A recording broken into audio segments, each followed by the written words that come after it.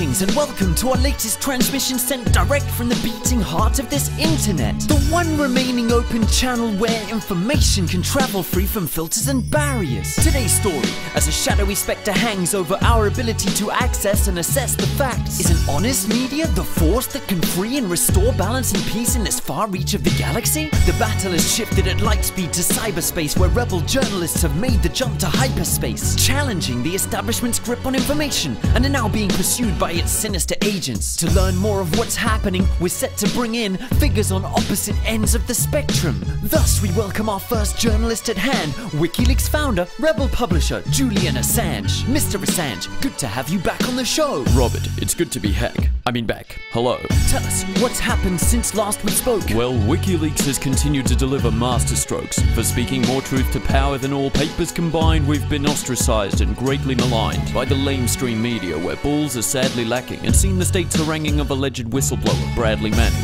I've been under mansion arrest, tagged by Serco, then the bastards imposed an extrajudicial embargo, cutting off our PayPal donors and credit card flow. Why? Have you broken any laws or been charged? No, but a secret grand jury has issued a sealed indictment saying I'm aiding the enemy. They're seeking to extradite me. I'm confused. Who is the enemy? Clearly, since WikiLeaks aids democracy, the enemy is the people. You and me. Okay, to compare to this, we turn to another Australian journalist. His media empire spans the equator, influencing every one of us in the world. It's the Emperor of News Corps, Rupert Murdoch. Hello, Robert. Tell us your take on journalism. It's like playing Monopoly against the world and winning. You buy up all the real Fourth Estate, the Times, the Sun, the Sky, and many stars are all mine. I expanded my news of the world order patiently. Now my Death Star stations are fully operational. You've changed the face of the news with tabloids, pay TV. I foresaw that by putting titties on page 3 amidst a chronicle of crime, sports, and inanity, scandalous spam which the proles soak up avidly, my empire would expand globally, spreading the fear,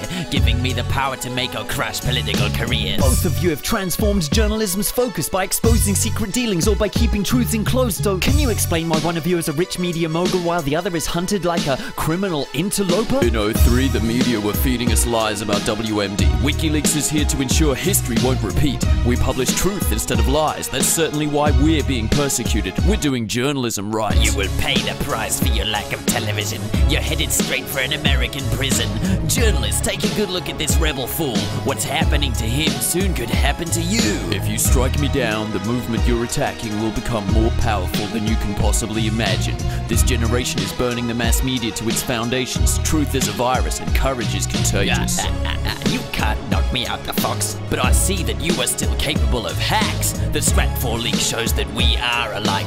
Julian, my son, come over to the dark side. I'm sorry to interrupt this riveting debate, but to learn more of the alleged leaker and his fate, we cross to the Pentagon to learn what's happening at the court-martial of Private Bradley Manning. Lord Baxter, how's the whistleblower? His resistance to the mind probe is considerable. We've threatened Princess Leaker, but she's telling lies. You transmitted secret plans to rebel spies! I'm not a traitor. If anything, I was doing my duty, and it's the war on whistleblowers that's unconstitutional. I've not sent such a disturbance in the Fourth Estate since Daniel Ellsberg leaked the Pentagon Papers. Bradley Manning is on the side of the law. Your overconfidence is your major flaw.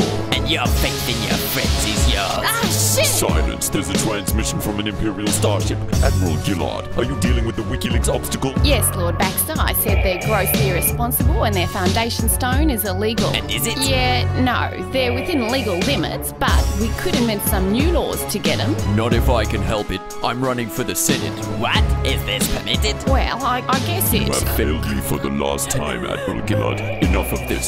Send in the sweet troopers. Hello, ladies. Take him to the prosecutor. We have a warrant for your arrest. Don't fight it. What's going on? Assange is being sextradited. Ha ha. He'll make a good bride in prison. Hey, this reminds me of my time in Sweden. The rebels are crushed. We've accomplished our mission. The world is asking, what will this mean for journalism? We now cut live to a surprise guest to let us know. Wait, is that Julian Assange? No. It's Christian Fraxon. Hello. A WikiLeaks spokesperson. Welcome to the show. Thank you, Robert. So can you tell us further how these events will affect WikiLeaks' purpose? Recent events won't deter us or stop us. WikiLeaks will continue to publish and encourage the disclosing of truth. in spite of the tricks they've chosen to use. Hey Obi-Wan, you're screwed! We'll charge you with fraud! No problem at all. Do you take MasterCard? My WikiLeaks, I'm impressed. Do you have an infinite supply of geeks to invest? Tall guys with fruity speaking accents, deep-voiced and white-haired freaks? Yes. Okay, thank you all for debating and providing opinions, though it might at times have seemed a bit like science fiction, where it's always much easier to espy the division between good and evil and who is on which side of the schism. But can't a touch of fantasy also help us perceive that our own story has indeed often been about challenging the monopolies and dynasties which have shaped our view of reality for centuries? And so are the fate of Socrates drinking hemlock and perishing, the trials of Bruno, Galileo, book burnings, the Inquisition, all recurring in the current war on journalism, where speakers of truth are censored and imprisoned? Key chapters are being written in this epic saga, which will set precedents for centuries hereafter. Join us for more reports as the story continues. Good night and good luck, and may these thoughts be with you.